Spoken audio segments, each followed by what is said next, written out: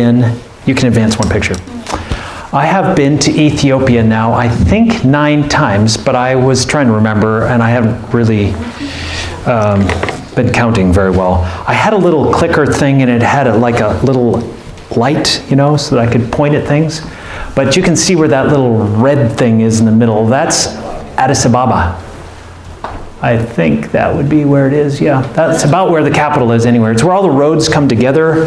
That would be the capital. So that little red dot is probably something weird, like a railroad station out in the middle of nowhere. But the first thing that we did when we went to Ethiopia is we landed in the capital and we messed around for a day. And I tried to stay up as long as possible. Because if I could sleep at night, I'd be a lot more acclimated to the time change, which at that point was 11 hours. It's now 10 because while we were gone, we had a daylight saving time. Spring something, or yeah, sure. Whatever happened here made us only 10 hours off instead of 11 hours off. So we landed right where all those roads in the middle come together above the T in Ethiopia, and we had to go down south. And you can see that there's a bunch of, I'm going to move, lakes. These lakes down here are where, so that's the capital right in there. And these lakes coming across down here, we were headed down here. So Dan ended up right about there. Why don't you go to the next picture? Cool. That's Sodo up there. You see the lakes? Lake. And this one's Awassa. And these down here, this one is called Lake Abaya because it's supposed to be blue. And Lake Abaya is not at all blue. It's a rusty brown color. And this one is Lake Chamo, or Chamo Lake. And we'll talk about this park here a little bit later. So Devin was here in Arbaminch, not Arba Minch, as we had been saying, but Arbaminch. And I was out here somewhere. And so the first night that I got down there to Arbaminch, I stayed with Devin in his hotel, and Dan stayed up there in Sodo, which was like 2 hours, I don't know how long, 2 hours away? Hour and a half, 2 hours away by bus. And 2.5 hours. 2.5 hours. It was longer. And so he didn't come down and visit us until the end of our preaching cycle there the first time. So we did, what we were there for was to do evangelism in 3 towns. Now Arbaminch is the capital, and there's a university there, and there's lots of things. In fact, the university is huge. There are 5 campuses, and that town is probably 100 to 120, maybe more than that. It might be 200,000 people, I don't know. It's a lot of people. And I don't know, how big is Sodo? 80 to 100? It's a big town too. They're both big towns. But there was no work going on in Sodo, or that's not quite true. There was a little bit of work going on. There's a church there, one church in 120,000 people. And in Arbaminch, there were 2 churches. There's one at the university, and there's one in town. And in my little town of about, well, it doesn't even register. Wikipedia doesn't know it's there, and neither does Google. So my town had, I think, about 200 people. But there were 2 churches in that town. And I will show you a picture of one of them. So the first night when I got there, shortly after we got there, a guy named Bamelet shows up, and he introduces himself to me, and he's going to be my translator. And of course, with translators, I didn't know he was going to be my translator at first. The first night I had the president of the Southern Field. It's not a conference yet, it's a field. And while we were there, they voted and they split the Southern Conference into 2 sections, so that now there's 2 Southern fields, South and Southwest, I think. Anyway, it's like, so here's Awassa, and that area of that place is like out here somewhere and covers all of everything from this road going this way, and then all of this over here is going to be a new field. And it all was one huge field. And it was so big that they were able to they could have called themselves a conference. They were self-supporting, they have lots of resources, etc. Now that they cut it in half, this side hasn't got hardly any resources, and so they're kind of struggling. But they sent us here because they said that it needed work.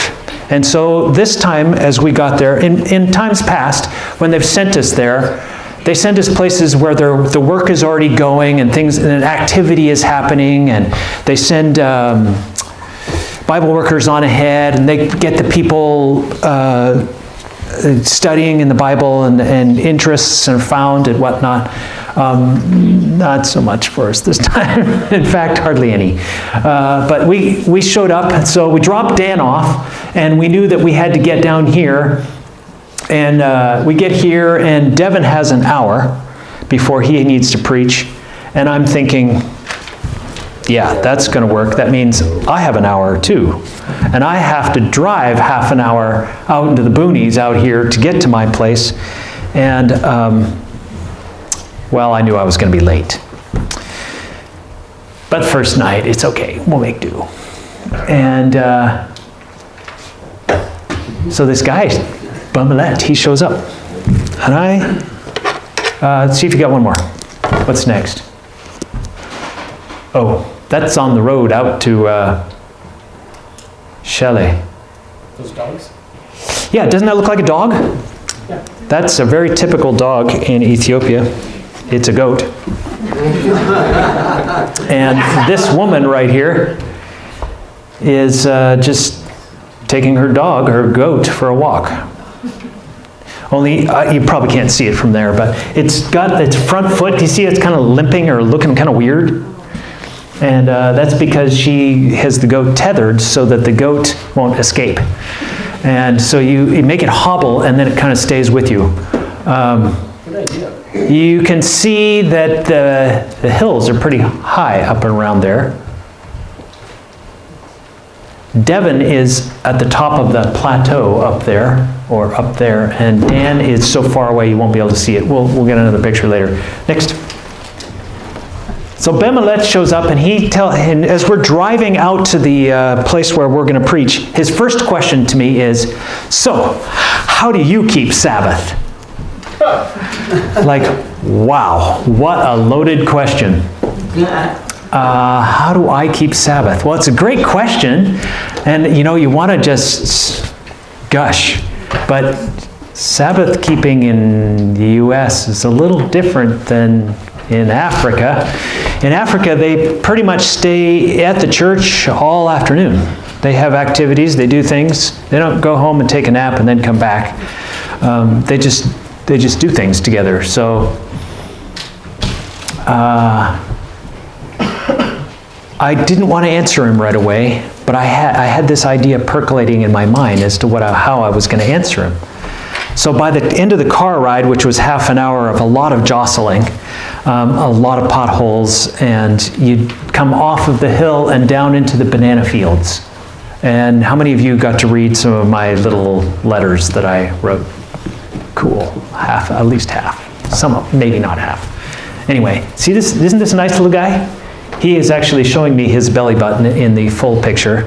But there's something more interesting in the picture. This is the same picture with a close-up. What do you notice about what is going on in this picture? I know it's kind of tricky. Visiting. They're visiting, yes, but something else. People are eating? The what? Eating? They're not eating. There might be somebody eating. No? Right there. Is he actually eating? Open right there? He might be picking his nose, actually. And I hope he's not eating. No, they're all listening, including the kids, are listening to this woman. She is saying something. This one's smiling and laughing, but all of them are listening and turned to listen to this old lady. Do you think that would happen here? Yeah. Maybe not, huh? Especially the kids listening. It's pretty impressive. That is a different culture. They'll listen to the elders. And when you can get an old person converted, you've made a real change in your little town. Next. Wow. So that's where I was. This is government property out here, and the cows are allowed to roam freely on the government property in between harvests.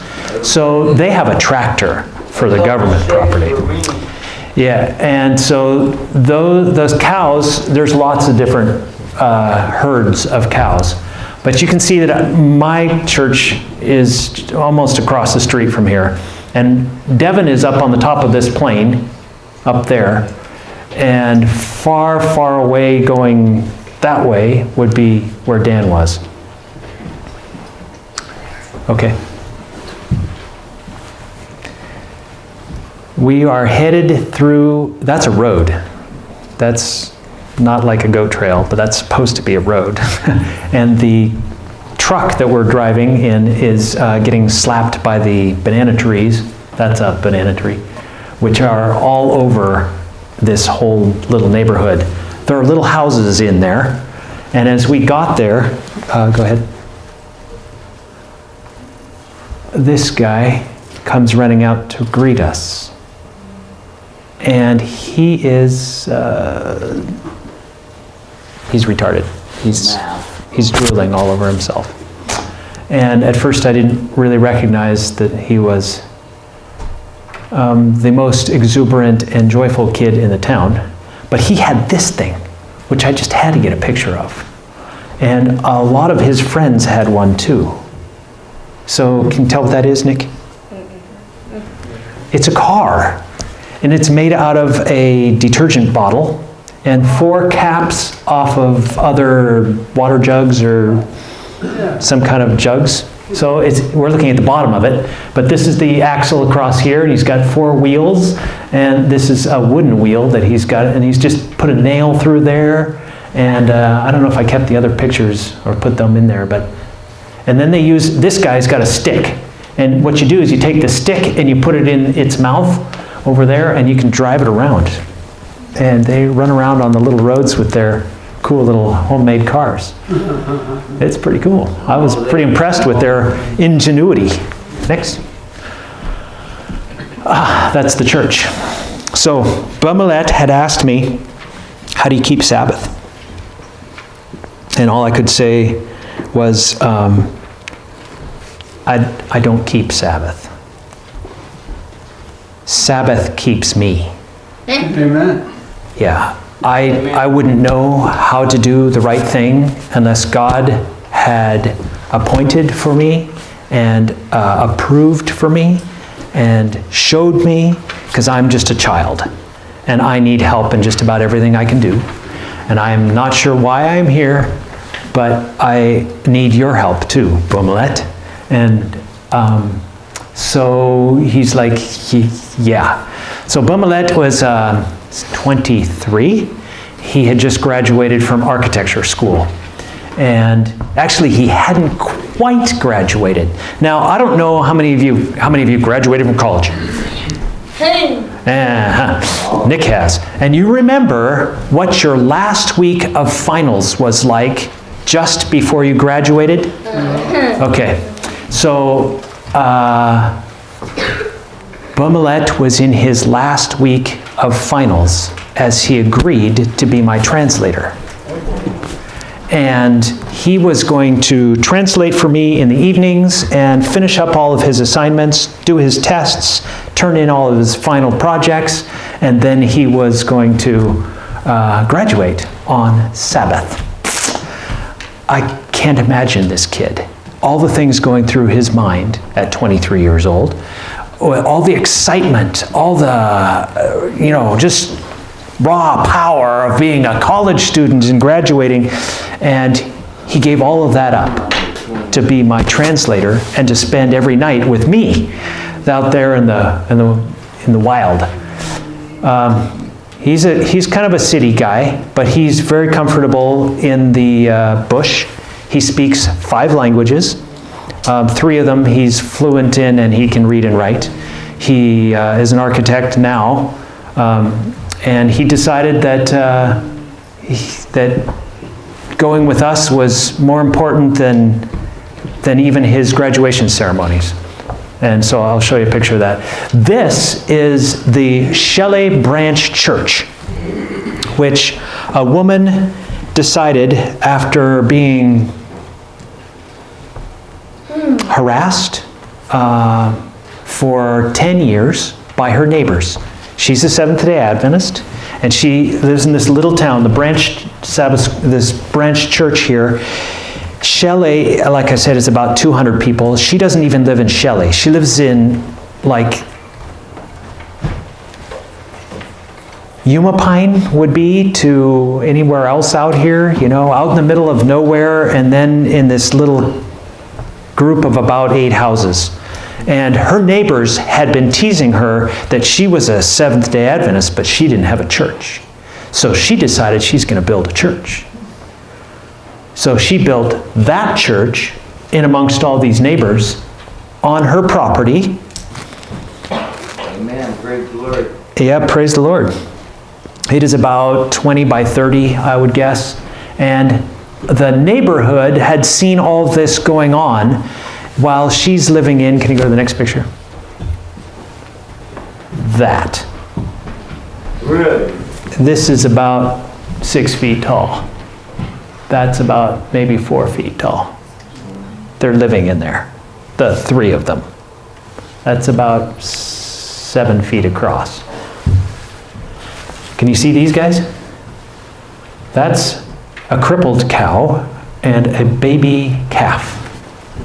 And they're eating whatever this is. This apparently is a moringa tree, which is got some kind of healing properties.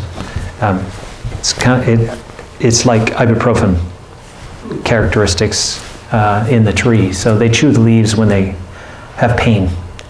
In the previous picture, you had all those kids. I think I counted like 30-something kids in there. And they had never been in the church. So I invited all the kids to come have a worship service in this new church. They just finished. Is there another picture of that? So I got a translator. The Southern Field president, that's all right, we'll leave it there. The Southern Field president was my translator for the first 2 nights, and then Bumelet took over. Bumelet was a way better translator than the Central Field, than the other president, the president. And they tell me that he preaches better too. So I invited all those kids in there, and I used a little parable, and we talked about how God gives us good gifts, and that we can share the good gifts. And sometimes after you get a good gift, that you bring presents, like a birthday. And that their present today was to be able to come and worship in this new church. None of them were Seventh-day Adventists. She and her husband are the only Seventh-day Adventists in that town. So to have 30 people, actually it was more like 45 people, with all of the traipsing people who came with us, plus the adults and 30-something kids that were all there. It was the biggest church service they'd ever had. So it was kind of cool. And they all wanted to see the Farangi. That's me. Rugged country, huh? And you notice that the clouds are big and billowy. Go to one more. I think that's Bumelet. Go back again, just to finish the one thought here. We're in the tropics. That's close to 3,500 feet there. And in the tropics, it's humid. And the heat brings the water up off the plateau there. And it rises up, and then at night or evenings anyway, it might rain. But you feel that the clouds are there all the time, and they kind of drift across, but they're never so much that you really cool down. It was 90s at night, slept just under a sheet, and a big mosquito net, of course, because there is malaria down there. And they're all wide awake and playful and everything, and we'd get done with our meeting, and down there. It's 10 o'clock at night, and the kids are out still playing around. You know how like you get to used to do in the summertime when it's nice, and you don't come home even though it gets dusk, and then you come home. It's still too warm out to go home and go to bed. That's the way they were after the meetings, because we'd show like 10 minutes of the Jesus video or something. And so warm, but not like scorchingly hot. And they're all out there, all those people, they're probably coming home from the banana fields. But they've stopped for some reason, and they're all playing out there. It's a bunch of teenagers. Next. So Bomelet. This is my pastor that was helping me with the church down in Shelley. And this guy over here that you can't see, he is a university master's graduate, and he has his robes. He was the president of the Southern Field, Pastor Abraham, and I don't know how he knew this, but maybe he asked somebody. He finds out that Bomelet is graduating and was going to graduate on Saturday. Now, Bomelet, being a Seventh-day Adventist, didn't want to go to the services on Saturday because he felt that wouldn't be spiritual. So he came to our meeting, and he helped Devin in the back, and I, and so for our meeting, he shows up there. And so at the meeting, the pastor, the district, the conference president says, I will do this. He brings his robe, and they stop the service, and they have this ceremony for Bomelet to graduate. And praise the Lord. And he turns his tassel over, and he officially, they recognize that he gets to graduate. What a great thing, because there it is, his whole church family is supporting him, and he has already said, he had asked if he could do this, if he could have not that he would be honored, but that he could wear his robe instead of wearing it to school, that if he could come to the church and wear it there. So that's what they did. They had this ceremony for him. That's Pastor Abraham there. I don't remember this guy's name. He was really, really disorganized, probably ADD. Nothing went the same any 2 nights. It was really confusing.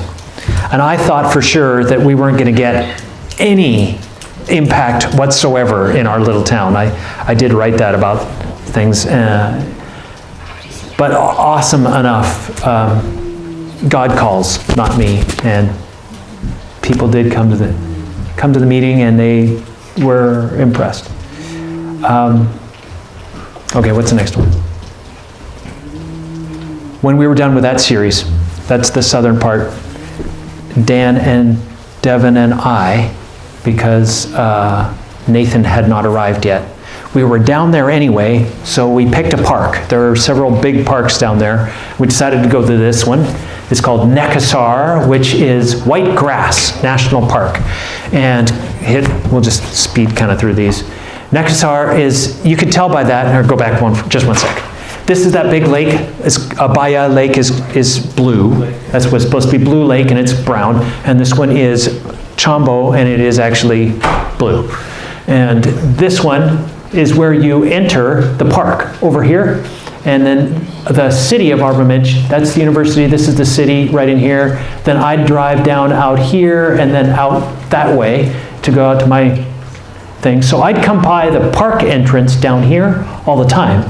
And I thought, as he drove us, so we get into this van that we'd rented with this guy that's supposed to be our guide, and we'd paid him lots. For his salary, it's like $1,000 a day or something. It was like some money. Okay? And they start driving off, and they're going in the wrong direction. Because I know where the entrance is. It's down here. It says so on the big sign. And we're going up here, and I'm like, I think we're getting taken. This is a bad situation, and where are we going? And so off we go, and there's another entrance, fortunately, up here. And you drive this road through this way, up, and this is like really steep, rocky, craggy stuff in here, and we see some wild animals, of which I don't remember the name. Something water No. What a buck. He looks like as tall as he's like 11 feet tall, probably the male. And he's got these huge ears that look like a moose's ears, a female moose. It's kind of a skinny neck. Anyway, great big animal. And he's kind of hiding in the bush. So we drive out here, and this is where the zebras are. So that is our guide, and that is Devon, and you can see up into the hills. And this, which just looks like dirt, is what the zebras are eating. Next. There are zebras. And there were a lot of them. After zebras, we went down to the other entrance and went out on a boat to go out and look at alligators. Only they're not alligators, they're crocodiles. And can you see one in this picture? Yeah, that's a crocodile. And he's, that one was probably like 18 to 20 feet. And we're looking at another boat. We didn't get out of the boat to go and stand on the land, play with the alligators, the crocodiles. That would not be a good idea. They say that 5 or 6 illegal fishermen get eaten every year. As we're puttering out there on the lake to go out to go see the crocodiles, they kind of slow down, and there's these hippos popping up behind us. And he goes, oh, there's a hippo, oh, there's a hippo. And the water's not that deep, and so they're just standing in it and eating their grasses and stuff. They can hold their breath for 3 or 4 minutes at a time. And so we get out here, and this other boat, so I took a picture of the other boat so you could tell. And there's these guys standing out in the water, and he goes, oh, there's a crocodile right on the shore. And we're going, oh, yeah, I can't really see him because he's lying in the grass. He goes, well, he's there. He's kind of green. He kind of matches the grass and everything. And then, like 200 yards away, there's these illegal fishermen standing in the water, stringing out their nets. I'm like, how stupid can that be? And there's a whole bunch of them. There's like 20 of them standing in the water on the edge there. And it's like, you didn't see the crocodiles? Next. That one's a little bigger. Yeah, that one's like, I don't know, 20-something feet. That thing is called a Mariana stork. They're really ugly. Next. And there's the big one. A couple of them. And there's another one of them storks up there. I didn't realize how green they were. They're really green. Okay, next. Okay, so then we take off and we're out of the plane. What's the next one? So we were down here, back to the Capitol, and then we're going up this way. This is Deborah Burhan, which we'll show at the end. This is where Dan was. So it's not that far from Addis. And this is Fitcha, where I was. And then one more picture. Yeah, now we're getting more detail. From Fitcha, it looks like Fitcha could be a bigger town than Gebra-Garacha, which is not the case. Gebra-Garacha is the big town out there. And Fitcha is pretty much growing into a ghost town. It was placed out here, and now everything is moving back down to the highway, but really they're moving away because there's not much out there. Gebra-Garacha is the big town. That's where Nathan was preaching, and then Devon was out here somewhere. I'm just guessing. Once again, that town doesn't show up on any map and whatnot, and it's Briti. And on his first night, he thinks he had around 1,500 people come to his meeting. Wow. Then the locals complained. Aroma was under military arrest, military control right now, that whole region of Oromo, and there's no public gathering allowed. And so they complained that we were having a public gathering. We were on private land, we were holding a church service, they still complained. So the next night, the police informed everyone, do not come back or you'll get arrested. So the next night he had about 50. And from then on out, they were pleading with the government to try to get them to stop the rock throwers, the protesters, the drunk people from sitting in the meeting and making noise and disrupting them.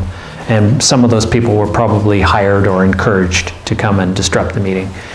But the police did come. Eventually we hired guards and they were willing to sit in. And so by the end of the week, he probably had 200, 250 people coming to his meetings. Next. Elevation. So let's see. Dan was at Saluta, which is pretty close to Addis Ababa, which is right there. I was at Fitcha, which is on the top of the hill. It was very cold at night. Nathan was at Geber Garacha, and then you go down on over the hill a little ways, and you get to Bariti, which is out in the middle of fields, just dry fields. This is elevations of the places where we were down south. You can see that Chile was a lot warmer and a lot nicer for me anyway. Next. Some art. They carve wooden things all over. Everything's, this is up north, this is Fitcha. And tile floors, glass windows on concrete buildings. Very typical. Everything is like hard, sterile. Next. And then they got this art, things carving. This is a typical Farangi. Oh, go back one. This guy right here, he's a typical Farangi. You can see that he's completely absorbed in his work and ignoring the general public.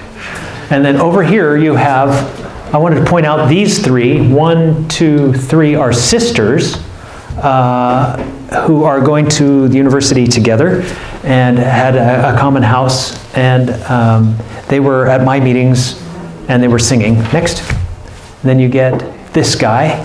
That's Nathan, who came here and preached one time, and he lives in Minneapolis, so that's Minnesota. I always get them backwards. I think you know that guy. This is a 93-year-old pastor who opened the work in that area. He's in Geber Garacha. He was the one who started churches a long time ago. That's the current pastor, and I don't know what that thing is. I noticed that many of you commented upon my little fuzzy thing here today, and I have to note that, yeah, it used to be worse. They won't tell you how ugly or stupid you look, because you are the honored guest, and so you could be wearing like the worst, and putting blue makeup across in stripes, like zebra stripes across. You could be doing all kinds of stupid things, and they wouldn't tell you. They wouldn't embarrass you in any way. They just go like, oh, that's what Americans do. Anyway.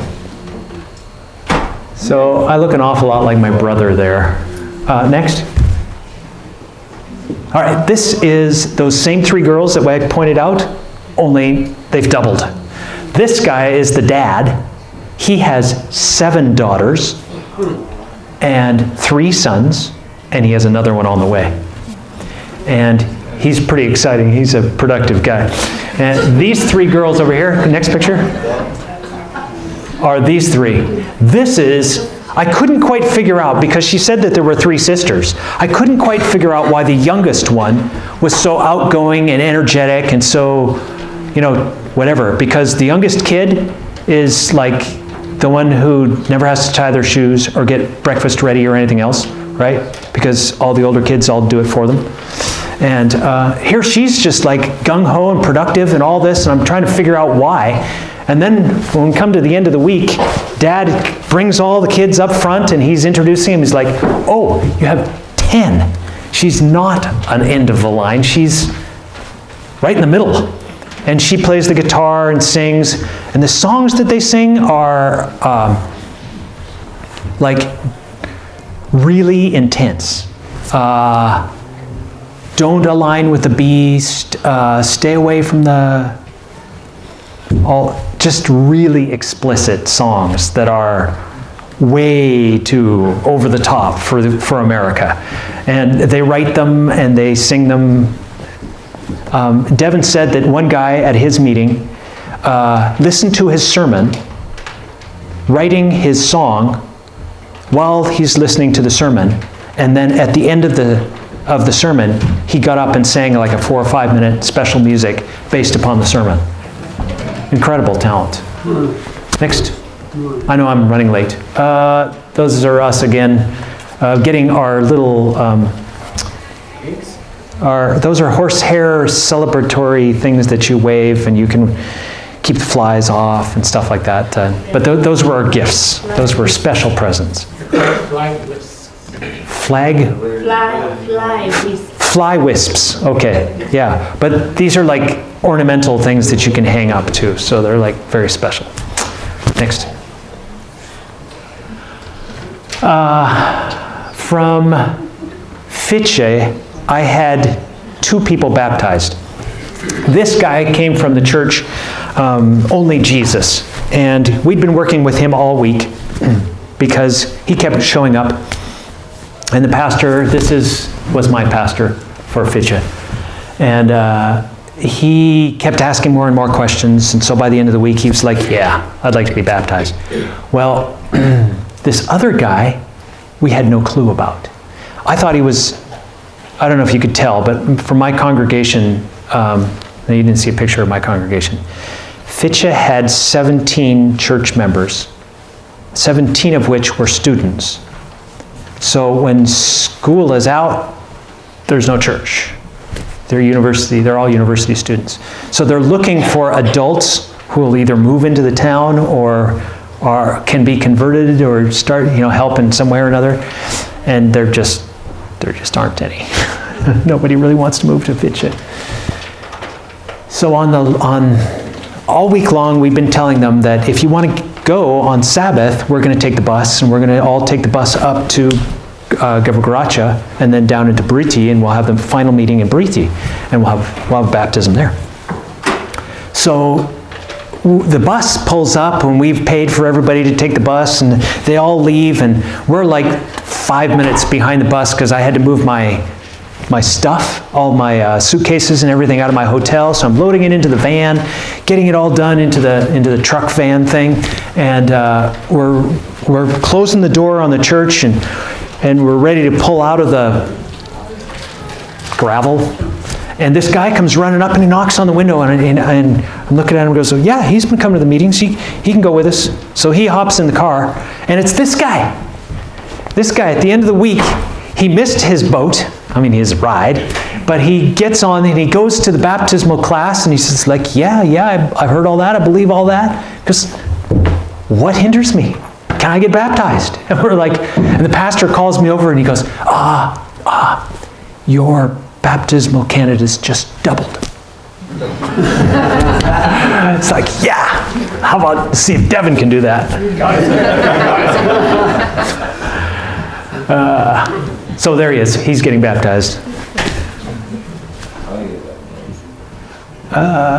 From there, so out in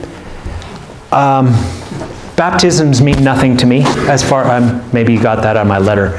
I don't seek for baptisms. I seek to preach the truth and let God do the rest. And down in Shelley, I didn't make a strong appeal, and the woman took 4 of the candidates she knew were going to get baptized, and she took them on the last night and on Sabbath. So Friday night on Sabbath, she drove them up to Devin's meeting, where they would hear an appeal, a really strong appeal. And so they got an appeal and they accepted, and so and she knew that they were ready anyway. I don't know whether she had them ready or not, but anyway, so I don't know whether they would have accepted right then, but I knew they heard the truth. And so at Fiche, I think I had 2, and up the road at Gavagaracha is where they want to build the church. They want us to help fund the church, and there is no church there. And Briti, they're probably going to be given free land, and they'll be able to build a mud church, and there's like hundreds of members out there. So, which was if Devin was here, I was going to have him tell you a story. And I know I'm late, but I'll tell it to you anyway. We knew we were going to be late. We were going to start on Wednesday, and Nathan wasn't going to come until Friday. And we thought that they were switched. So Nathan was going to be at Briti. And here it is Wednesday morning, and the pastor, the district pastor, he says, pointing at Devin, your picture is on the poster for Buriti. You're not going to Gebregracia. And he goes, oh, okay. So he's going to Buriti. And then when he gets there, there's 1,500 people at the meeting. So he's like, oh yeah, this is great for me. And Nathan gets out there and there's like 150 people at his meeting. So he wasn't overwhelmed. It was good. God knows. We go and do these things. We think we know what we're doing. We think we're going to be all ready, and God knows. It's not us. So some of you may have seen pictures of Deborah Birhan Bihor. You can just move.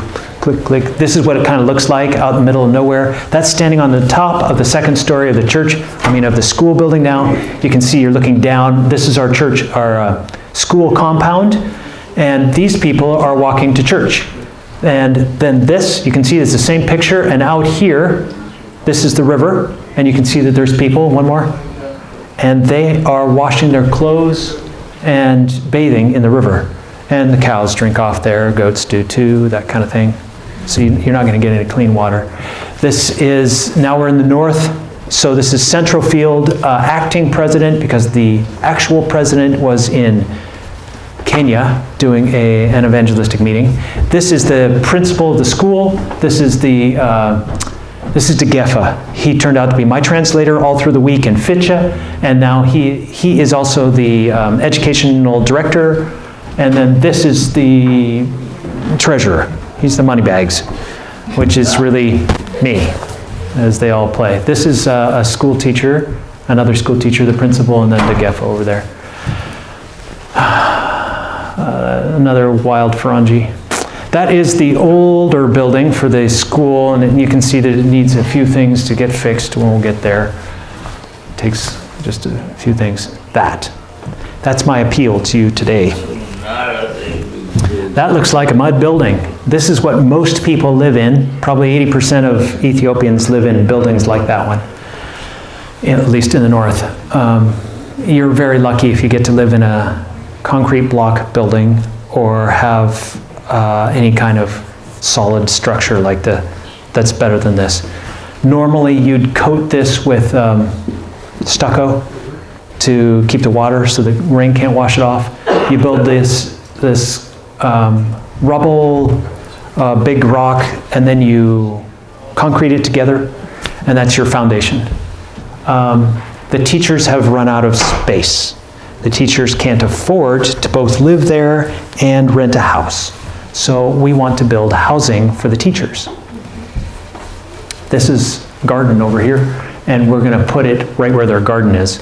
We're going to build 5 houses along this wall, and it shares a wall with the kindergarten wall, and that so half of the construction, the difficult part anyway, is already done. Then we're going to tear down that house after the church is built, and the church might get built this summer. And then the people who are living in that house will be able to move into where the place is that used to be a church. And then we'll have housing for teachers and for the pastor, things like that. More.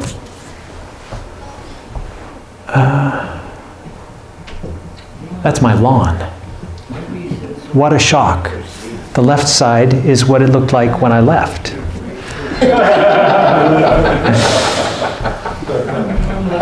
And I am very glad to be able to bring you this. That's from Matthew 28. I have a little bit more here. The first page said that mission is a verb.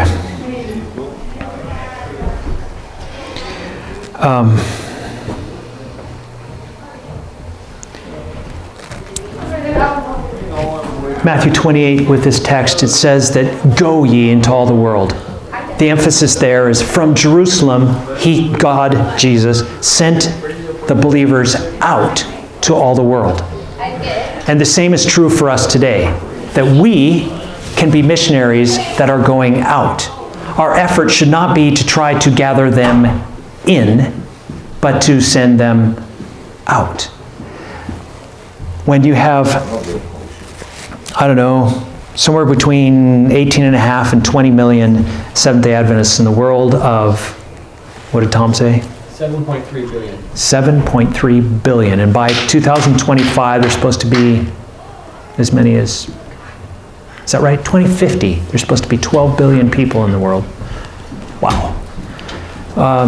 Ethiopia is growing really fast by population and by construction. And our effort does this. I don't know, but I think we did 80 baptisms. They put us in places that are very difficult. They didn't even anticipate baptisms on all the northern string, except for Briti. They knew they'd have baptisms in Briti. They said they'd probably have 12. And I think we had 20 something, 18 or 20. What I'm saying is that our minds need to be wrapped around like the Good Neighbor Church, where we're doing outreach. We're not sitting in pews. We're not waiting for the Lord to come. We're active in our outreach and in the things that we're doing. And we're putting our time and our effort and our minds into thinking about how that can happen. And God will come. He will bless us. There is one other thing I want to tell you about Moretz. His little conversation that he had with me. Moret used to be the educational director for the Central Field, and now he's at the Union. And he was replaced by De Geffa. De Geffa decided that he needed to change jobs. That he was working for the government. He was a principal at a government school. And on Saturdays, he couldn't go to Sabbath schools, couldn't go to church, because he had to have meetings with his teachers. So he ended up going to the Sunday churches, and he just got more and more worn down, and eventually he said, I gotta quit. So he took a pay cut of 70%, and he joined the Adventist church to become an Adventist teacher. How many of you could take a pay cut of 70%? He did it, and Moret told me later, the thing that we're doing here is we believe in God, and we believe in God's mission, and we want to live to have ourselves spent like Jesus did. His life was spent in giving up of himself and being spent in the work. And he says, that's what we do here. That's what the world needs to have commitment to, is accepting the fact that in this world, it's not about gathering our own wealth and then thinking about the gospel. It's about thinking of the gospel first, knowing that God's going to supply your needs and everything else for you. He says, our clothes haven't worn out. We're not hungry. We have enough stuff, and we're living on 70% less than the world in our community. Wow, what a commitment. And Moret told me that, and he said, Moret is another one who's a convert. He's been a convert for maybe 10 years, and now he's at the Union level, and he's just, these guys are just totally committed in a way that I don't think that I could do. And I come there, and they see me as the money bags. And it's not my money. I didn't take my money. I took your money. I took your gifts. And your gifts went to work there. And I just want to thank you. And I want to bless you in their behalf. And they go like this. They say, bless you. And they're pushing God's blessings upon you. And that's what I want to give you today. So let's pray. Father in heaven, thank you so much that you can send us. That you have a mission where you say go. And you send us forth into places that maybe are not so comfortable. They're dirty. There's cockroaches sometimes. But your spirit is there. And your people are responding. And you can feel it every day when you show up and you talk to them. They say, how do you celebrate Sabbath? How do you experience God in your life? And I have to sheepishly say, well, in America, we could use some of your Spirit. But Lord, you can bring that upon us. You can teach us how to live like that and still prosper us so that we can give to mission work. Thank you for all the good gifts that you've given us and the blessings you've given upon this country. May they stay as long as possible. We ask all these things in Jesus' name. Amen. Thank you for coming to